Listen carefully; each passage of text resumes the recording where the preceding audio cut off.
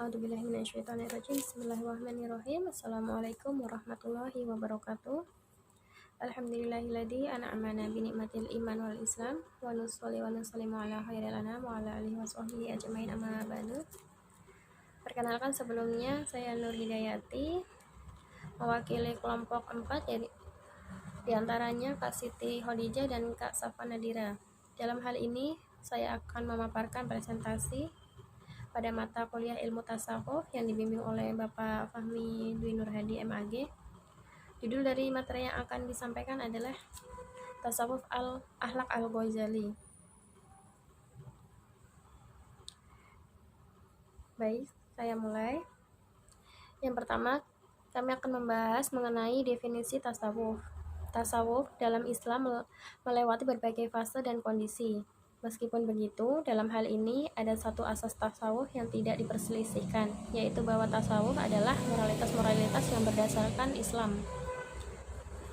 Perkembangan pemikiran filsafat ikut memberi andil cukup besar untuk hidupnya pemikiran tasawuf dalam dunia muslim.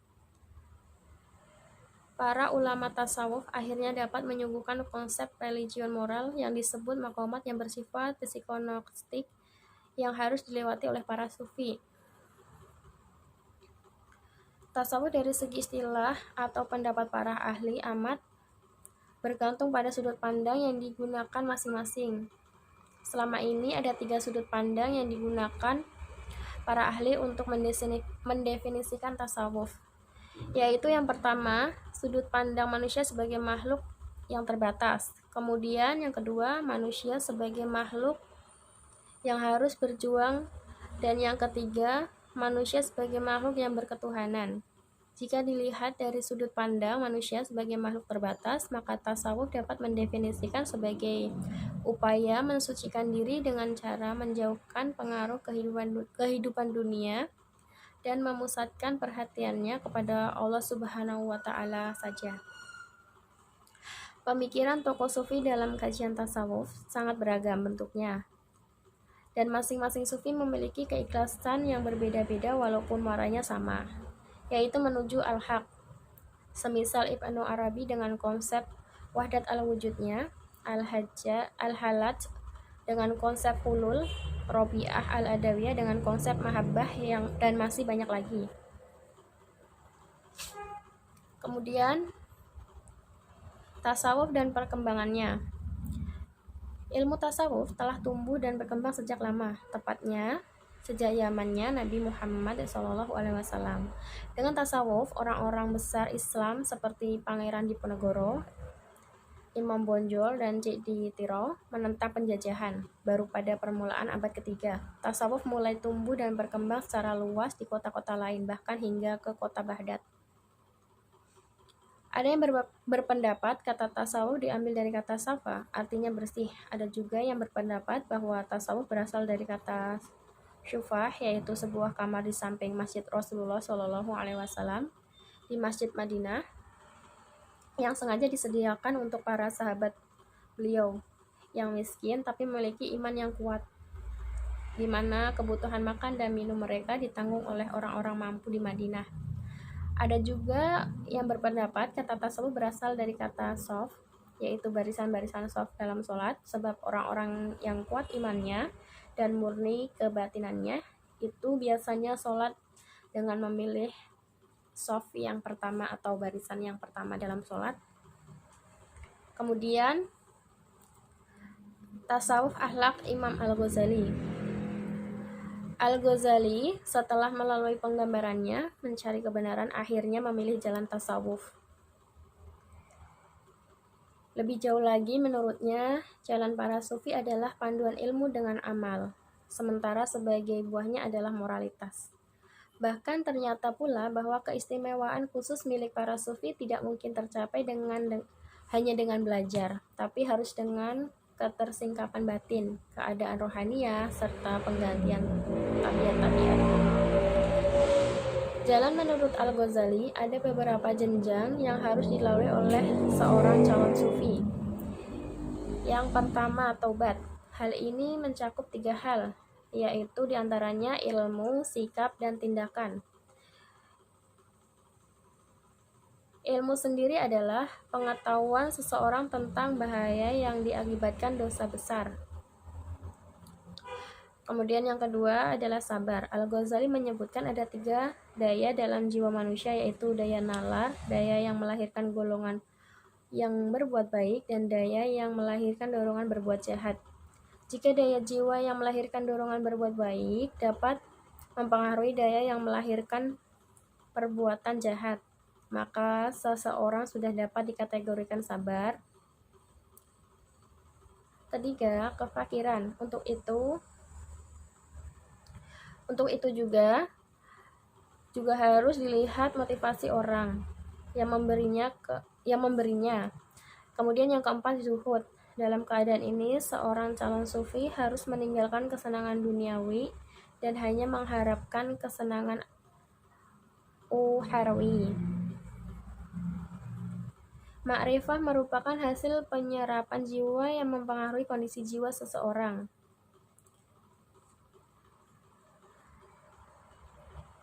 Yang ada akhirnya akan mempengaruhi seluruh aktivitas ragawi. Ilmu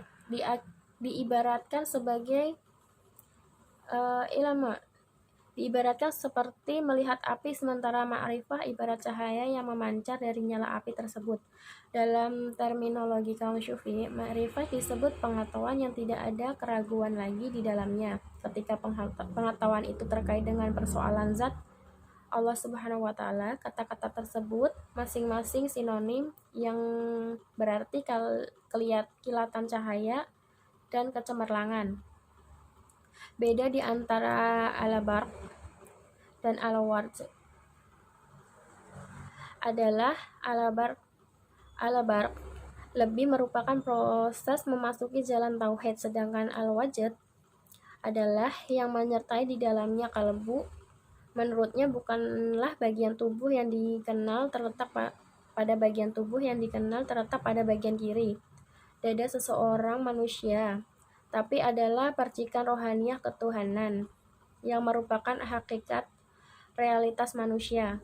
Namun akal budi belum mampu memahami perkaitan antara keduanya, sementara ilmu adalah pantulan gambar realitas yang terdapat di dalamnya. Menurutnya lagi, yang membuat cermin kalbu tidak bening adalah hawa nafsu tubuh, sementara ketaatan kepada Allah serta keterpalingan dari tuntutan hawa nafsu itulah yang justru membuat kalbu berlinang dan cemerlang.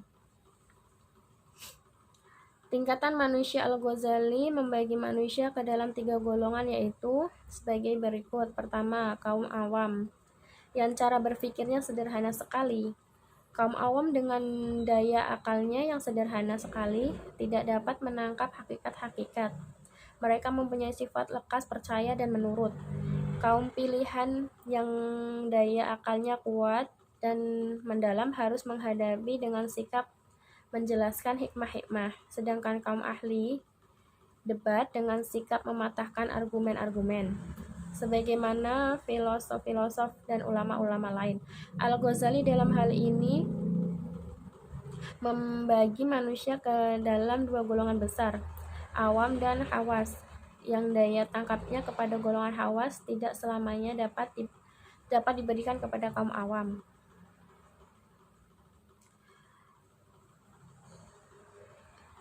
Kemudian kebahagiaan. Al-Ghazali berpendapat bahwa kebahagiaan adalah tujuan akhir jalan para sufi sebagai buah pengenalan terhadap Allah. Tentang kebahagiaan ini, Al-Ghazali mengemukakan teorinya dalam karyanya Kimia al-Sa'adah. Di samping itu, teori kebahagiaan ini juga telah dikemukakannya secara terinci dalam karyanya Ihya Ulum Al-Din. Menurut Al-Ghazali, jalan menuju kebahagiaan itu adalah ilmu serta amal. Dan yang paling tinggi peringkatnya sebagai hak umat manusia adalah kebahagiaan abadi. Jadi asal kebahagiaan di dunia dan akhirat sebenarnya ilmu.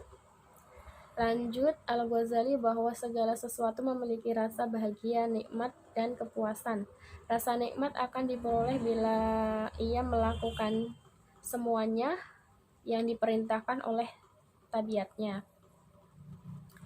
Kemudian bahasan yang berikutnya adalah pengaruh tasawuf Imam Al-Ghazali. Yang pertama, Al-Ghazali dapat membawa orang Islam kembali dari kegiatan-kegiatan skolastik mengenai dogma-dogma teologisnya kepada pengkajian, penafsiran, dan penghayatan kalam Allah dan sunnah Nabi.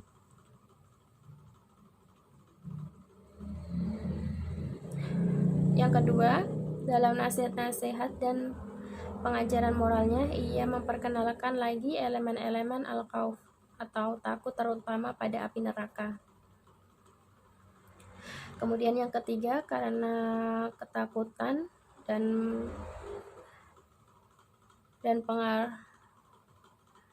pengaruhnya lah tasawuf memperoleh kedudukan kuat dan terhormat serta terjamin dalam Islam. Kemudian yang terakhir, yang keempat, ia membawa filsafat dan teologi filosofis yang semula bersifat elitis ke dalam daratan pemikiran orang awam, yang pada mulanya hanya bisa dipahami oleh orang-orang tertentu, mengingat istilah dan bahasa yang dipakai bukan bahasa awam, sehingga merupakan misteri bagi mereka. Al-Ghazali telah mengubah atau paling tidak telah berusaha merubah istilah-istilah yang sulit menjadi mudah bagi pemahaman orang awam.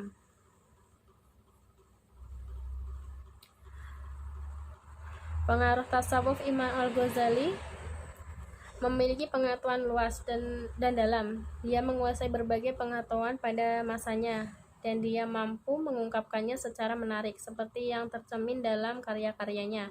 Dalam tasawuf, pilihan Al-Ghazali jatuh pada tasawuf Sunni, yang berdasarkan doktrin Ahlus Sunnah wal Jamaah. Menurut analisis Duncan P.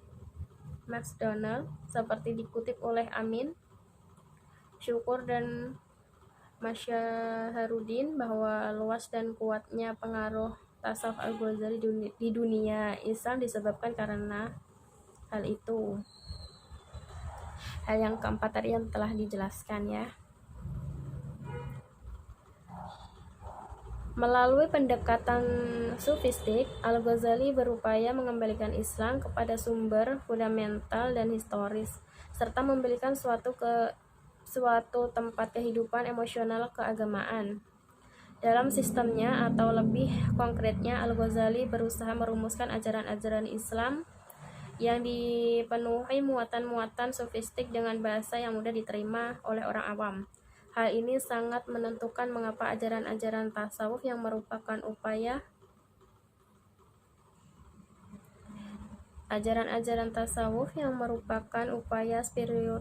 spiritualisasi Islam banyak tersebar di berbagai wilayah dunia Islam, sehingga Islam hingga sekarang sangat dikenal.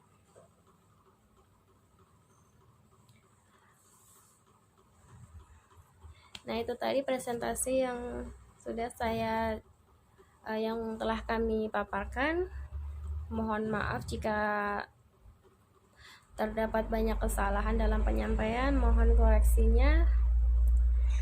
Terima kasih sebelumnya. Wassalamualaikum warahmatullahi wabarakatuh.